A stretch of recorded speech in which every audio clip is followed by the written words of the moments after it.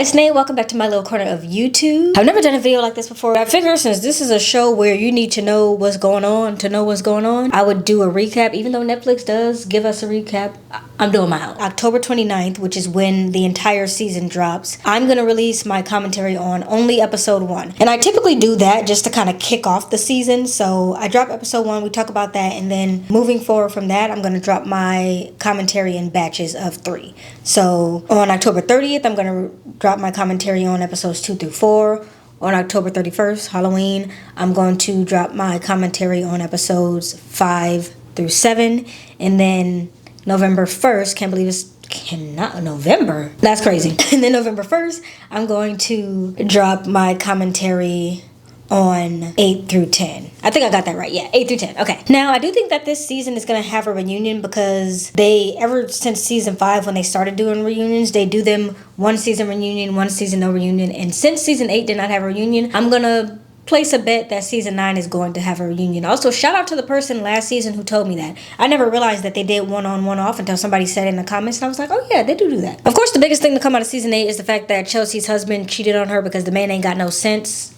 There's no logical reason for it. I mean, imagine cheating on this baddie. Granted, I know they had other issues. Chelsea brought up the fact that her being a hustler was always a sore spot in the relationship because if you don't know, her husband had bank. She did not need to work, did not need the money. And so he always felt like she was hustling for fun. I think that's the exact word that she used. Gosh, I wish you could spend more time with the family. Do you have to do this? And I don't have to work, and I don't need to work hard, and I don't need the money, and I hustle just for fun. And so, of course, this season we're going to see a single Chelsea. I'm assuming that, judging based off of her Instagram. Her ex-husband is nowhere to be found, so I'm going to assume that they went ahead and went through with that. Bree, Chelsea's arch nemesis, is actually the one who told Chelsea he saw your husband at the W Hotel in Hollywood with some girl. He saw them making out in the lobby, and that he's seen him making out in the lobby. There was a lot of conversation around if Bree brought that conversation to Cam on purpose just to try to humiliate Chelsea, because if you know, they have a very tumultuous history because Bree has a kid with Nick Cannon, and Chelsea thinks, in Chelsea's word, that that's disgusting because we all know Nick Cannon got 11 kids. She definitely could have decided to deliver life-changing news like this off camera, but for some reason she didn't. And another reason that they thought that is because Bree was also told about it on cam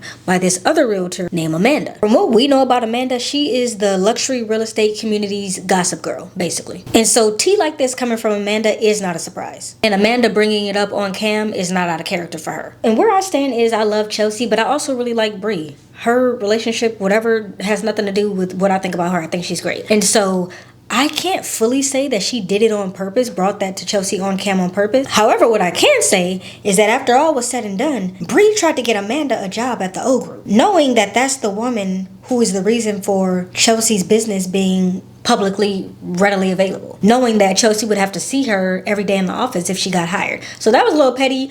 I don't know if the whole cam thing was on purpose, but trying to get the girl hired, petty Patricia. Now, last season, Nicole also started a rumor that Emma was opening her legs to married men. That's a shout out to Real Housewives of Atlanta. If you know, you know. Did hear from a reliable source that Emma has likely had relations with a married man. At least everyone said that it was a rumor. We really don't know because that situation actually never got settled because there was no reunion. So they never hashed that out as far as we know. So the first time we're about to hear about how this ended up wrapping up is actually in season 9. So I'm really excited. I don't know if excited is the right word. I want to know what happened because outside of it possibly being a rumor, possibly not, the tea of it all is that production never told Emma that Nicole had said that on camera. And so the first time that Emma found out a crazy accusation like that was being made against her was when she saw the final cut episodes basically 2 weeks before the public saw them. And so she was blindsided. I will give her that. Production absolutely blindsided her. And y'all know I give production a lot of leeway, but not telling that girl that Emma said that she was basically a home wrecker is crazy work. They should at least give her a heads up. Hey,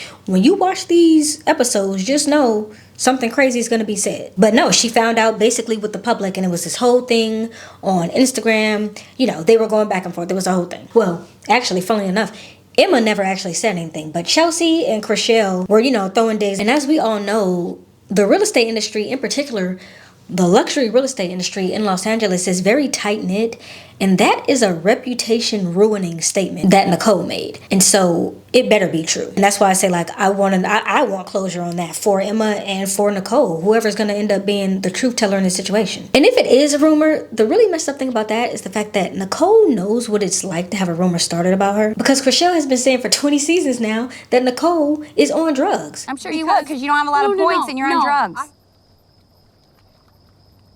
Fuck you. And Nicole has emphatically said, I'm not on drugs. I think a couple of seasons back, what was that, season 6 or 7 or something? She even had a drug test done when they were on like a little, the little vacation they take every season. She was like, look, I took a panel, it's clear. And Chrishell was like, yeah, well, I don't know. You still do drugs. I know that as a fact. And so Nicole knows what it's like to have someone say something about her that she is saying is not true. So why she would say something about someone else when she doesn't know if it's true or not is crazy to me. Now, those were the 2 main stories of the season, but of course we had some side quests. Mary was upset about Chelsea's outfit at, I believe it was a Broker's Open, because in Mary's words, Chelsea had her hoo-ha out for everybody to see at the Broker's Open and it wasn't professional. And to that, Chelsea so eloquently in her English accent said, bitch, I see your tits every day and I don't complain. That was my best Chelsea. My Chelsea sounds more like a Mel B though. It's because I grew up with the Spice Girls. That'll do it. I do take it a bit of a dig that you would come to me in front of our 2 bosses to talk to me about my dress sense when I see your tits out every now and again. And that's perfectly fine because I think you have amazing tits. And then Jason and Brent were like, look, we don't care what you wear. And for me, it's like, I went down this whole thing last season about this, but to try to act like these women are just realtors is crazy. They're realtors first, but they're reality stars second, and so they're gonna dress like reality stars. You can even see the progression of the outfits from season 1 to now. And so to act like what they wear is not a big part of the draw of the show is crazy, and to act like the people who they're selling houses to don't like to see them dressed up is also crazy. So leave Chelsea alone. She can wear what she wants. Some of her skirts are a little short, but look, body is tea. Alana Gold also joined the O group for one reason only. The Oppenheim group is known globally, so I'm here to advance my career. Now, Alana in my eyes is another Chelsea in the sense that I don't think Alana needs this job. I think she wants to work. She owns this Airbnb that is $20,000 per week to rent out. She owns a literal town, Pioneer Town, that they visited last season. And her last name is Gold, so I'm either inclined to believe that she married into money or she was born into money or both. So I don't really think she needs to work. I think, again, like Chelsea, she does it for the hustle. She does it for the love of the game. We'll see what happens with Alana in this upcoming season. I almost forgot until I started rewatching to do recaps. I forgot that she had joined. So excited to see her because I did like last season that she was working with Brett a little more. The construction side of the business. I like watching the show because I like the real estate. I like looking at pretty houses. I say it all the time.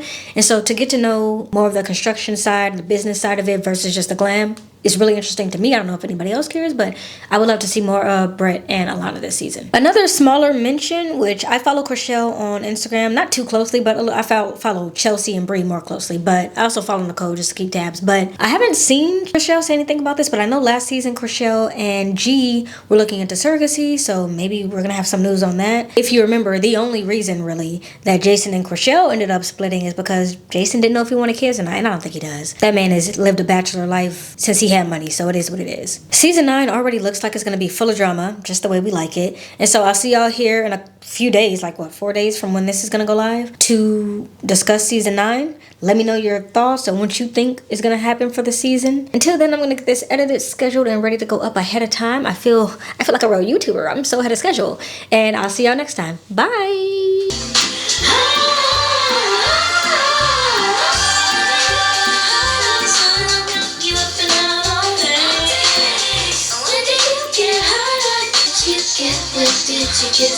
You were easy on the eyes, but this can be deceiving. I just had a realization that I need to record 2 videos instead of 1. So, well, it's only 10 o'clock. Oh, I'm so ahead of schedule. I feel so accomplished right now. The instruction, yeah, the construction. That's what I meant. This is not a test.